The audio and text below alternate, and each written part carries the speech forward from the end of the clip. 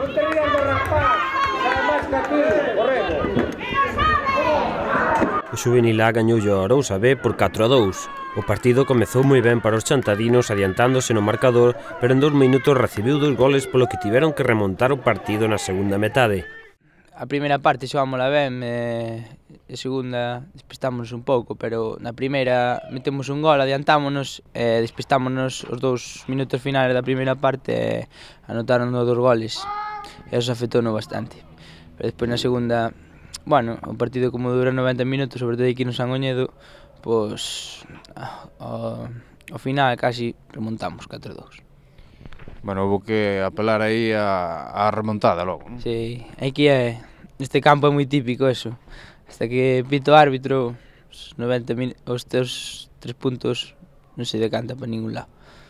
Bueno, está difícil a competición, está vos costando moito, que pasa?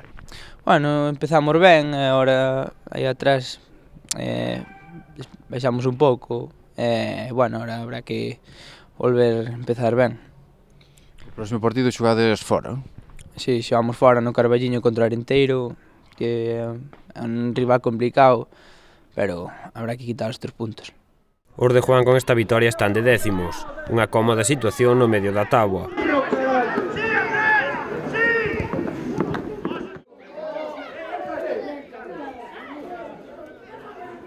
Pola súa banda, os cadetes pecharon a primeira fase cunha nova vitoria a domicilio.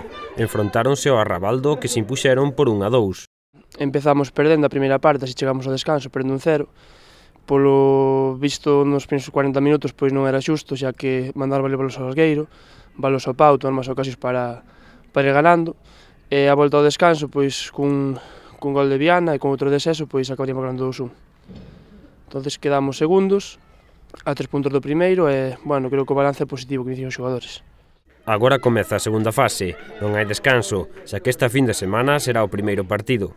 Van a disputar 10 equipos, os 5 primeiros que pasamos de cada grupo, dispútase aí de volta. Entonces, pois, hai que ter paciencia, é unha competición que é moi larga, son 18 partidos en total, entonces, se empezamos ganando, por exemplo, os 3 primeiros, non quere dicir nada, como se empezamos pelos 3 primeiros, hai que ir pouco a pouco. Eu considero que para lograr o pase, pois, é importantísimo sacar o maior número posible de puntos na casa e ser moi competitivos fora. Así eu creo que nos teremos que meter entre os 4 primeiros, sí ou sí, se conseguimos esos 2 factores. Unha meta que será todo un reto tanto para o equipo como para Rodrigo, que se estrea no banco dos cadetes. Sí, é un reto para o equipo e tendo en conta pois tamén que temos un plantel que é así medio xusto, con 15 efectivos, pois o que pido é que non haxa lesión nin que haxa moitas sancións e despois, pois, como na primeira fase, con moito traballo, pois intentaremos superar este reto que entre os 4 primeiros.